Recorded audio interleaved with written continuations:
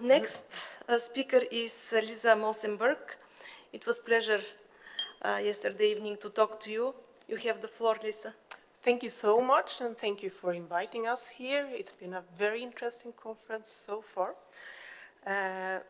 So I'll give you some short words about the Swedish reform cooperation with the Western Balkans, where we stand now, and also what a review ahead, how we want to move further.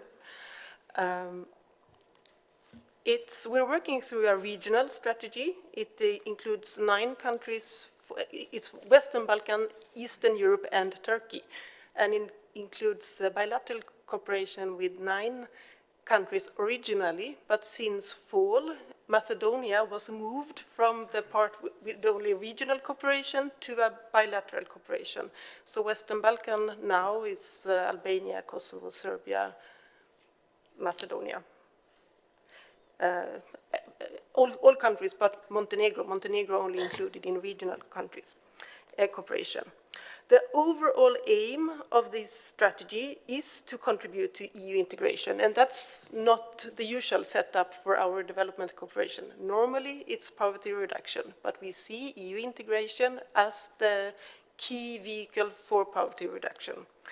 The strategy is implemented in 3 results areas: enhanced economic integration with the EU and market development, strengthened democracy and human rights, and improved environment and limited climate impact. The whole strategy is to be implemented in very close coordination with IPA, of course.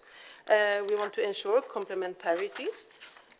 We seek areas where we have a comparative advantage and can contribute with added value in form of experience, know-how, credibility, flexibility. We have a long-term perspective and try to be a long-term partner. Anti-corruption efforts and gender equality are always integrated. Very short about these 3 results areas.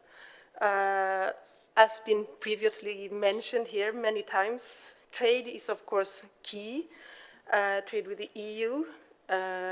We try to support that both by cooperation with the Quality Infrastructure Program, but also with direct cooperation to support small and medium enterprise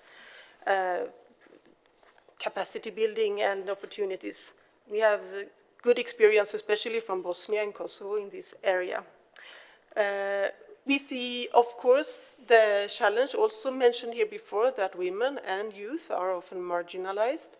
We take it as a challenge for ourselves to combine support to traditional sectors to ensure that the most poor are involved, that will be agriculture, for instance, with newer sectors as ICT or tourism, and we have some good examples from tourism in Albania.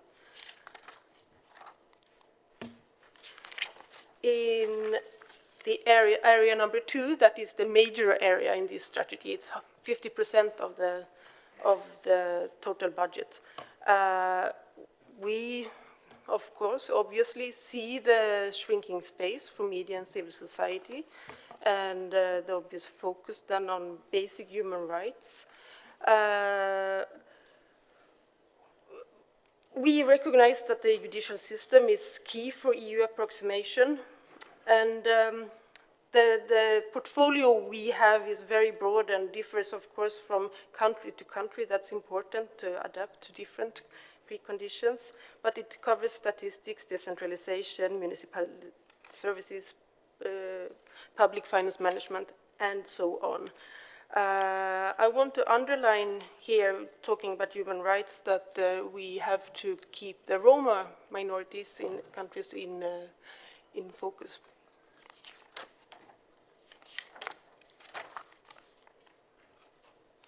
That's why we had a picture of a representative from one of the larger Roma organizations there.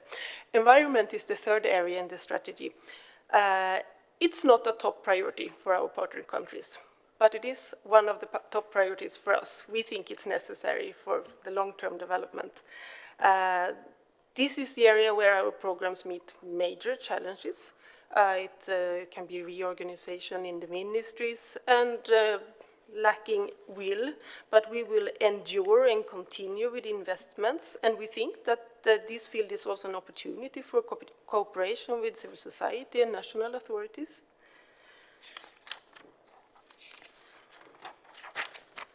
Just to give you a short glance of the different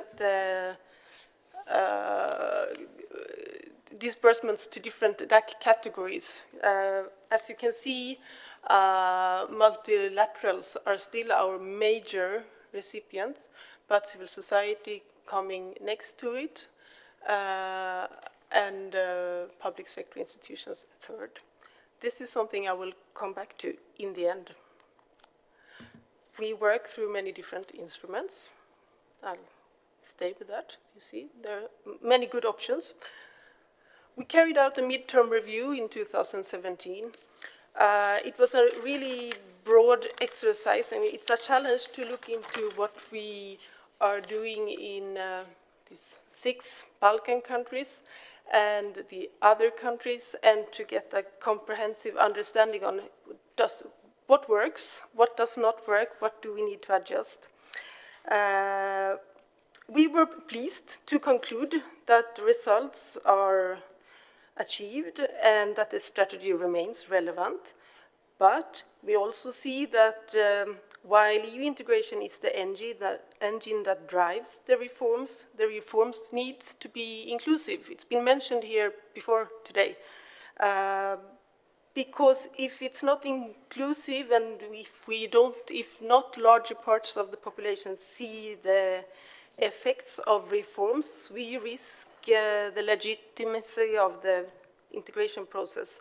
So that's a challenge for us. We need to use a multidimensional poverty analysis in all we do to make sure it's inclusive and relevant. Yes. We identified that a couple of adjustments would make our development cooperation even more effective. Number one, strengthen multidimensional poverty perspective. That we will endure with our priority, environment and climate. That economic integration still is a priority. And in the area now of democracy and human rights, we have some important adjustments for ourselves that we also see serve as recommendations for us as a group here. We see the need for increased support to freedom of expression. It's there in our present portfolios, but we need to focus more.